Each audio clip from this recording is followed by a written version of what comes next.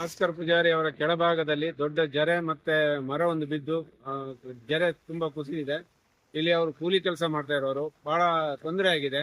ಇದಕ್ಕೆ ಜಿಲ್ಲಾಡಳಿತ ಮತ್ತು ಸರ್ಕಾರ ಕೂಡಲೇ ಎಚ್ಚೆತ್ತುಕೊಂಡು ಅವ್ರಿಗೆ ಏನಾದರೂ ಪರಿಹಾರದ ವ್ಯವಸ್ಥೆಯನ್ನು ಮಾಡಬೇಕು.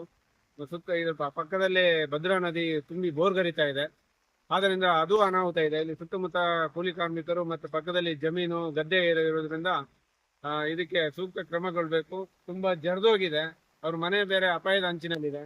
ಸರ್ಕಾರ ಹಾಗೂ ಜಿಲ್ಲಾಡಳಿತ ಅಧಿಕಾರಿಗಳು ಬಂದು ಸ್ಥಳ ಪರಿಶೀಲನೆ ಮಾಡಿ ಇದಕ್ಕೊಂದು ಪೂರ್ಣ ವಿರಾಮವನ್ನು ಹಾಕಬೇಕು. ಇದಕ್ಕೆ ಸರ್ಕಾರ ಸೂಕ್ತ ಕ್ರಮ ಕೈಗೊಂಡು ಮಾನ್ಯ ಜಿಲ್ಲಾಧಿಕಾರಿಗಳು ಇದ್ರ ಬಗ್ಗೆ ಗಮನ ಹರಿಸಿ ತುರ್ತಾಗಿ ಜರೂರಾಗಿ ಆಗ್ಬೇಕಾದಂತ ಕೆಲಸ ಇದು ಮಾಡ್ಕೊಡ್ಬೇಕು ಅಂತೇಳಿ ಸ್ಥಳೀಯರಾಗಿ ನಾವು ಕೇಳ್ಕೊಳ್ತಾ ಇದ್ದೇವೆ. ಈಗ ಅಧಿಕಾರಿಗಳಿಗೆ ಏನಾದ್ರು ಮನವಿ ಮಾಡಿದ್ರು ಸರ್? ಇಲ್ಲ, ನಿನ್ನೆ ಸಂಜೆ 5:30-6 ಗಂಟೆ ಅಷ್ಟೊತ್ತಿಗೆ ಆಗಿರುವಂತ ಇದು. ಈಗ ಬೆಳಿಗ್ಗೆ ಬಂದು ಈಗ ಅಧಿಕಾರಿಗಳ ಮುಖಾಂತರ ಈಗ ಪತ್ರಕರ್ತರನ್ನ ಸಂಪರ್ಕ ಮಾಡಿ ಇದು ಮಾಡಿದ್ದೇವೆ. ಇನ್ನ ನಾಡ ಕಚೇರಿಗೆಲ್ಲ ಹೋಗಿ ಅರ್ಜಿಯನ್ನು ಕೊಡಬೇಕು, ಗ್ರಾಮ ಪಂಚಾಯತಿಗೆ, ನಾಡ ಕಚೇರಿಗೆ. ಹಾಗಾಗಿ ಮಾನ್ಯ ಜಿಲ್ಲಾಧಿಕಾರಿಗಳು ಇದ್ರ ಬಗ್ಗೆ ಸೂಕ್ತ ಕ್ರಮ ಕೈಗೊಂಡು ಅಧಿಕಾರಿಗಳನ್ನು ಸ್ಥಳಕ್ಕೆ ಪರಿಶೀಲನೆ ಕಳಿಸಬೇಕು. ಇದಕ್ಕೊಂದು ತುರ್ತು ವ್ಯವಸ್ಥೆ ಕಾರ್ಯಕ್ರಮವನ್ನು ಹಾಕೊಡ್ಬೇಕು ಅಂತೇಳಿ ನಾವು ಸ್ಥಳೀಯರಾಗಿ ಕೇಳ್ಕೊಳ್ತಾ ಇದ್ದೇವೆ. ಹೆಸರು ಸರ್? ನಿಮ್ಮ ಹೆಸರು? ಹರೀಶ್.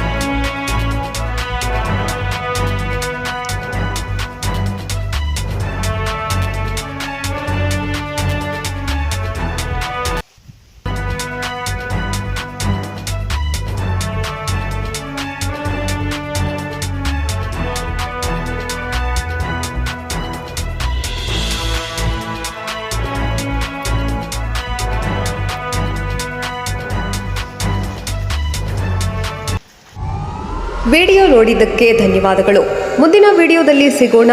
ಕ್ಷಣ ಕ್ಷಣದ ಸುದ್ದಿಗಾಗಿ ವೀಕ್ಷಿಸಿ ನ್ಯೂಸ್ ಕರ್ನಾಟಕ, ಸದಾ ನಿಮ್ಮ ಜೊತೆ.